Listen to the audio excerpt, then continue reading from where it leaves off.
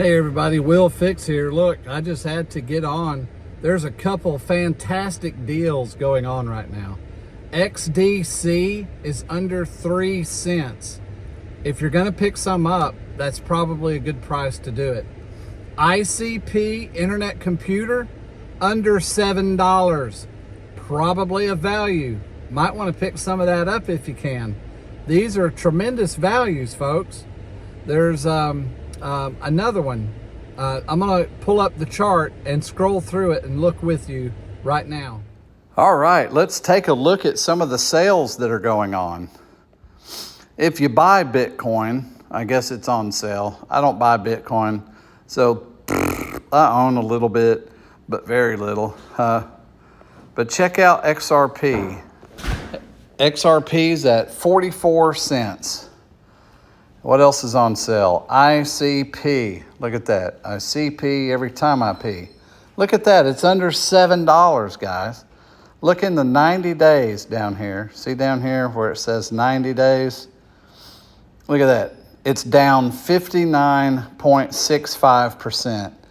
That's probably a good deal. If you were ever going to pick some up, that's a good place to do it. Let me look at the 1 year chart. Let's look at this. So way back here, you would have got it for much cheaper. But look where it's been, 12. Look up here, recent highs, $18. And right now you can get it for under 7. I mean, I say that's a deal. Look at H-bar. H-bar, just like anybody else a year ago, all of it was down, right? So you could have got it down here for, look at that, 4 cents, 5 cents. Well, look, it's at a little over 7 now. And look at the recent highs. What is that? 15 cents, 16 cents, recent highs. Don't you think we're going back to recent highs? Let's take a look at some more. Look at Quant. I moved some around to get some Quant. Look at the 1 year chart. This is lower than it's been in over a year. Look, year to date, it's down 48%. So it's basically as if it's half off, okay? That's probably a good deal. I'd say it's a good time to pick some up. XDC, wow. Look at that. This is under 3 cents, just barely above 2.5 cents, people. If you're gonna buy some XDC, look at that. Wow, 53% year-to-date drop, which means it's a value. Aren't we in a bull run? Don't you agree? If we could get some, let's get some. Wow, okay. Casper is a good coin. I don't own any. Shame on me, right? But look at that, 2 cents. 2 cents, year to date, down 60%. 60%. You know that's gonna go back up in this bull run. Let's see, LYX, I own some of that. I've down cost averaged with it, $2.39. It hasn't been that. All right, what else? Oh, I did buy some more NXRA. Look at that, 6.5 cents. Right when I said it. Well, if we're gonna prophesy, yeah, $10, you know. All right, so look at year to date, down 62%. This is a great value, people.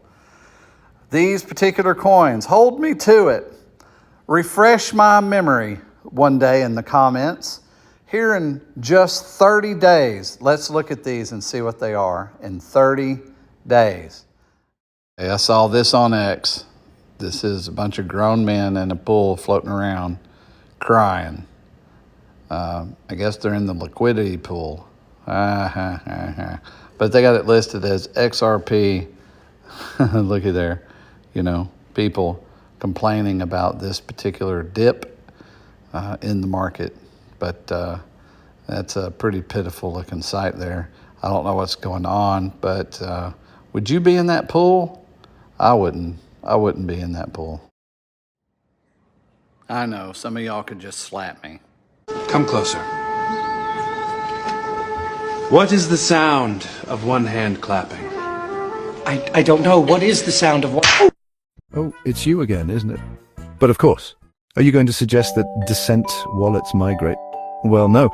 I was going to suggest a swallow brought them here. A what? A 4-ounce bird brought a 1-pound coconut? This is not a coconut, you buffoon! And a European swallow could never carry such a thing. Now, an African swallow maybe? Okay, I have had enough. All you need to do to get a Descent wallet is use the link in the description, you bloody goon. Okay, good day. You babbling twit.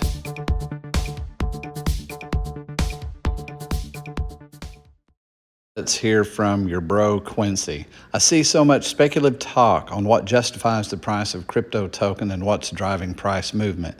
Yes, exchange volume matters, but there's more to the story.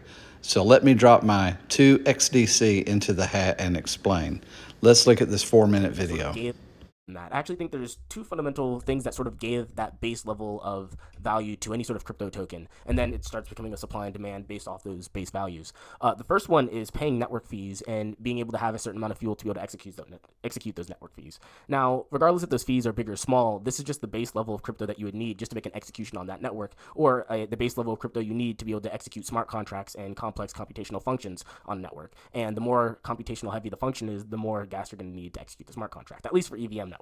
So just to be able to run a DApp, an app, a smart contract, anything on the network, you need to hold some form of fuel. So we've got that basic thing. You need to make execution on the network with the fuel of the native token.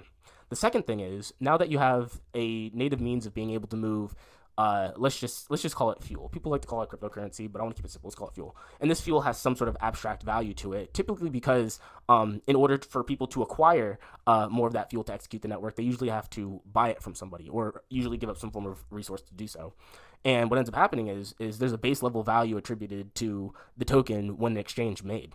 So if I had 100 of network A tokens and I sold you 100 of those for $1 just so you can use network A, well, by de facto, all of those tokens are now worth a penny. And now with that, you can essentially leverage the capital of that value by being able to say, hey, look, we're both operating on network A. I want to make an exchange with you, and I want to send you 50 cents, right? Now, I could create a set of derivative tokens that could represent the amount of 50 cents in whatever fiat currency I hold.